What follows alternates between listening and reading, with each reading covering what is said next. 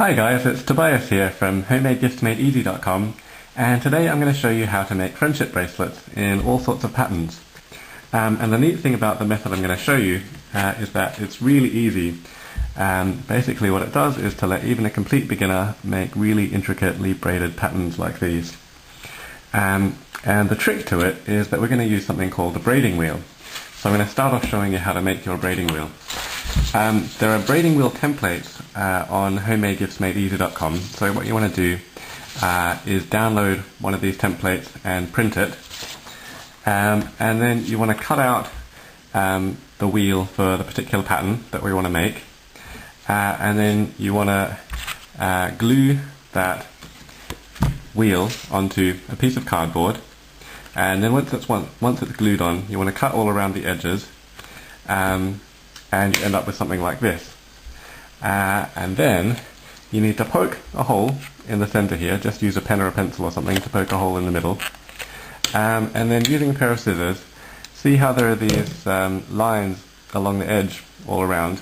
You want to cut along each of those lines. It just goes in about 1/4 of an inch or something.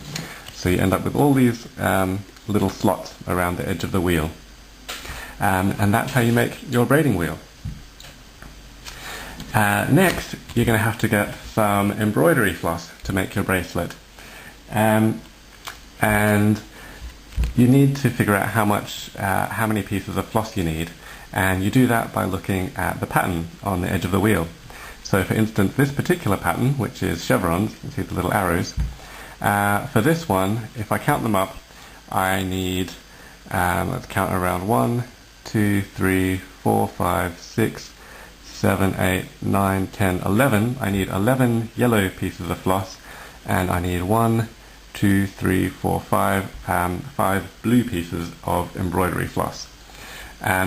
So 11 yellow and 5 blue for this particular pattern, and I need to get those pieces of embroidery floss and cut them to be 50 centimeters long. For those of you used to imperial units, that's 20 inches long. 50 centimeters or 20 inches each piece. And then you want to line up all your pieces of embroidery floss together. So here I've got my bundle of 5 blue and 11 yellow pieces of floss.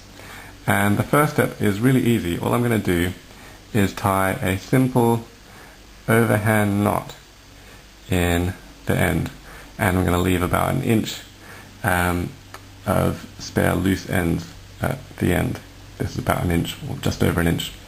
And then I tighten it up a bit, and then I tie another double knot directly on top of that first knot, like so.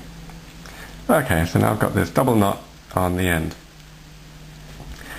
and then what I need to do is just take that end with a double knot and poke it through the hole in the center of the braiding wheel. And now I've got all these long ends poking out here. And now I need to set up the braiding wheel, and to do that I just put each thread into one of the slots matching the color around the edge. So I put the yellow thread into a slot that has a yellow mark next to it. And now I need a blue thread, and that goes into the blue mark.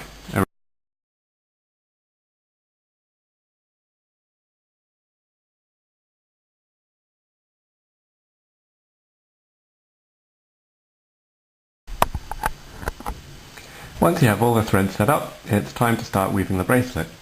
So you want to hold the embroidery wheel so that the start arrow here is pointing upwards. And then you take the thread that is hooked into the start position, unhook it, and move it to the opposite position down the bottom. And down the bottom you'll see there are 2 threads already, and I'm going to hook this in just to the right of those 2 threads. Now I have 3 threads in a row at the bottom. I take the leftmost thread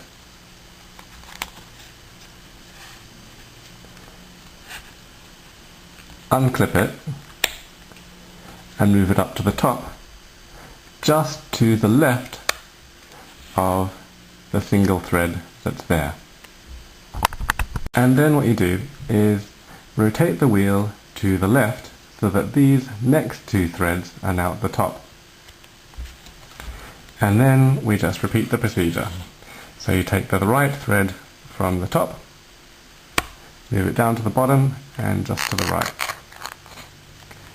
Then you take the left thread at the bottom, unclip it and put it just to the left of the thread at the top. And then you rotate the wheel so that the next two threads along are at the top.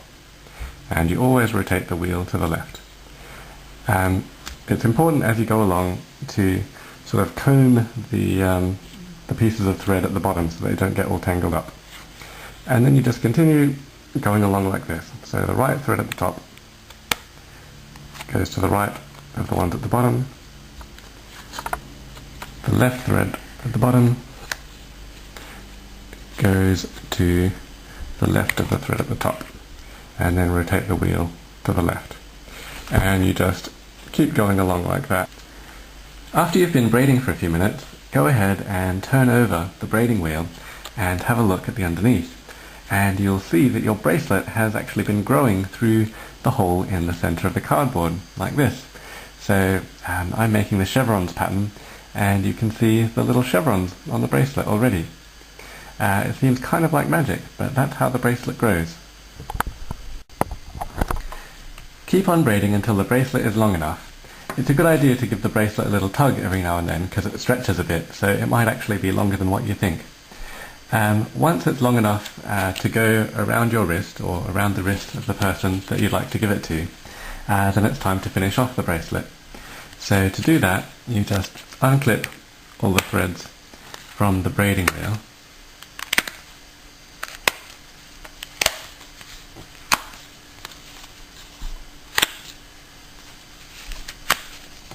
And then you pull the bracelet off the wheel, and then you'll have all these loose ends like this. And what you want to do to finish it off is tie, let me just straighten this out a bit. What you want to do is tie a simple overhand knot, and you want to make it so that the knot goes right on the boundary between the braided bit and the loose ends. So if you look here, it goes braid, braid, braid, and then loose bits. So I want the knot right on top of the transition point. Like that. Good. Okay. And then what I want to do is tie another knot, just about a ½ inch or so, that's about 1 centimeter, along from the next knot. The same sort of knot again, just a simple overhand knot. Oops.